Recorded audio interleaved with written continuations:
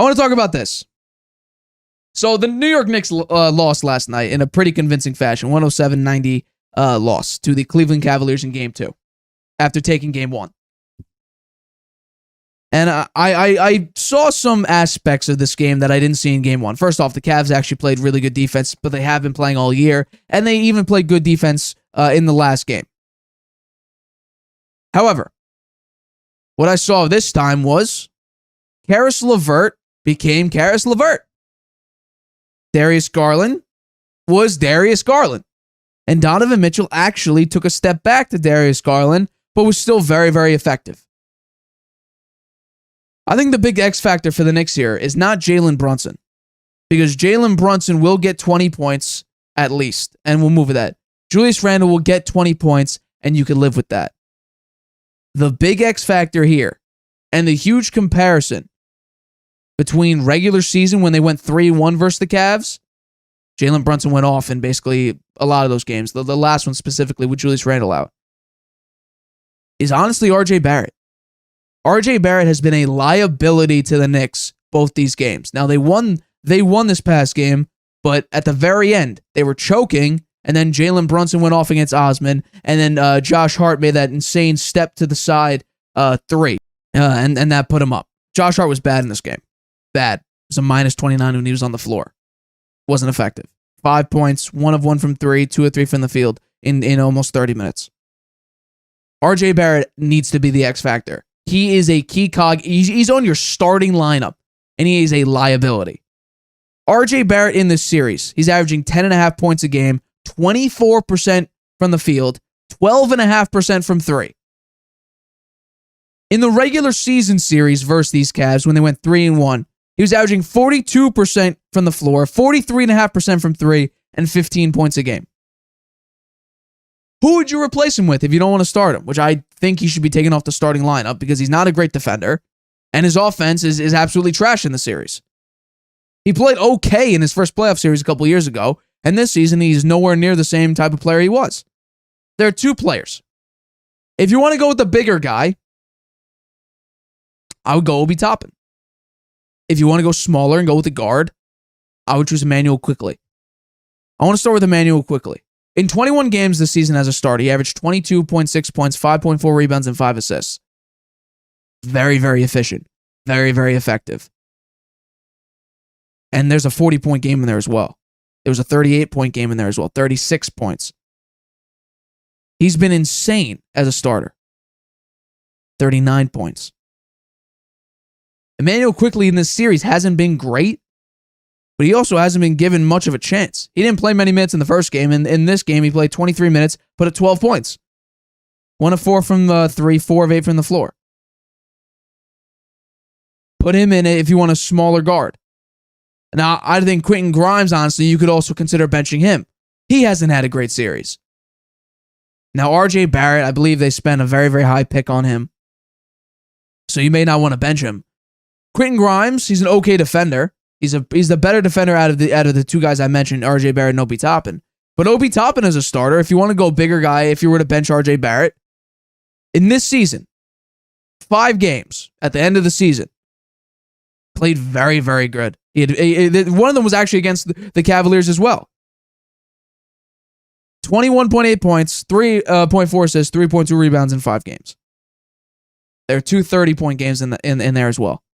Shooting shooting extremely well. The Cavs series, he played 19 minutes as a starter. He put up 12 points. He shot 71% from the floor.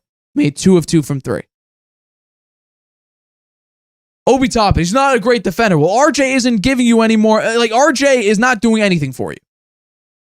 Emmanuel Quickley on offense is better than both of them. Obi Toppin is better offensively than RJ right now. And has been, at least recently. This season, RJ Barrett has been pretty bad.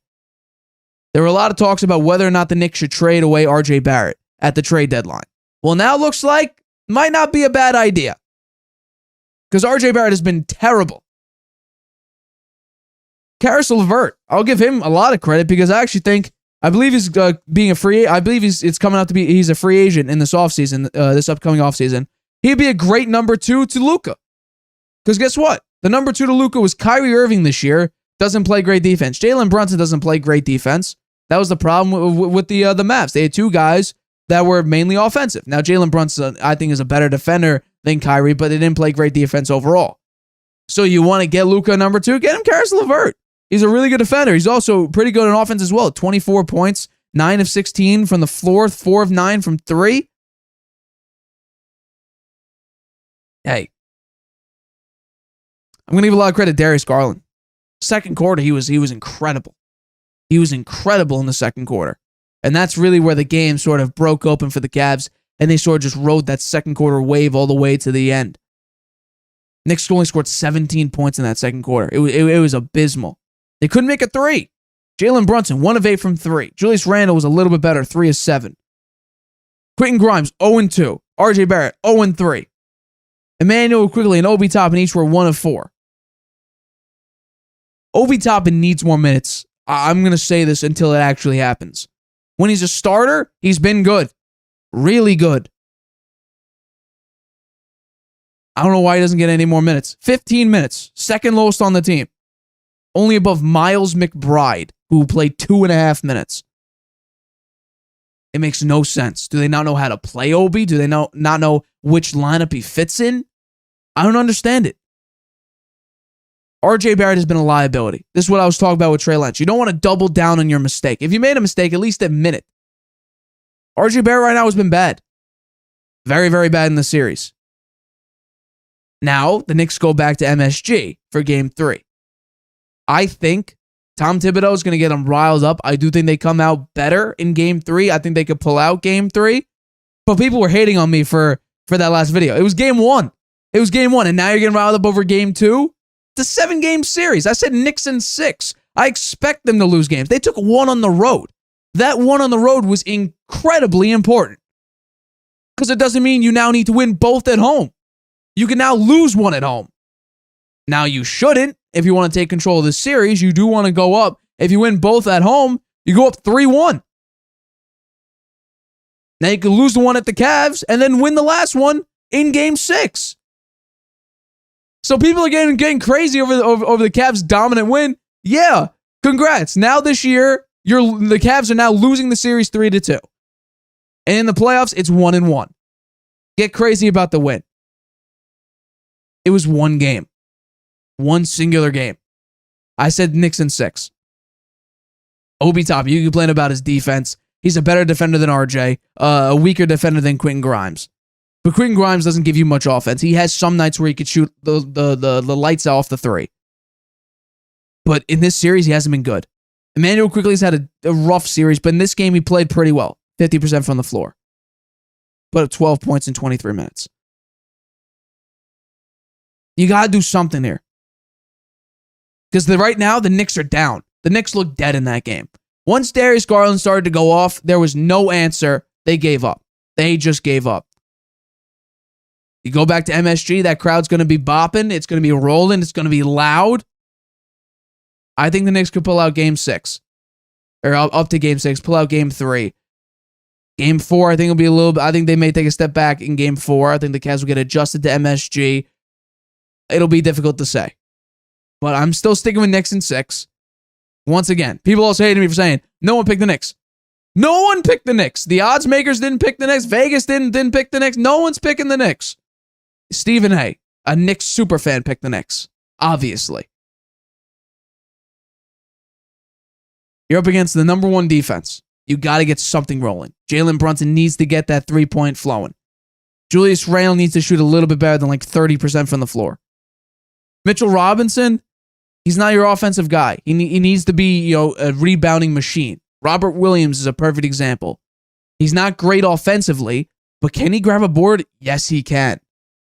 So when, Tatum and Brown and Smart and Horford are all jocking up threes and missing them sometimes, Robert Williams is there for the easy putback. That's Mitchell Robinson's role for this team. Get the rebound, either kick it out or get a putback. RJ Barrett is the huge X factor here because Jalen Brunson will get 20.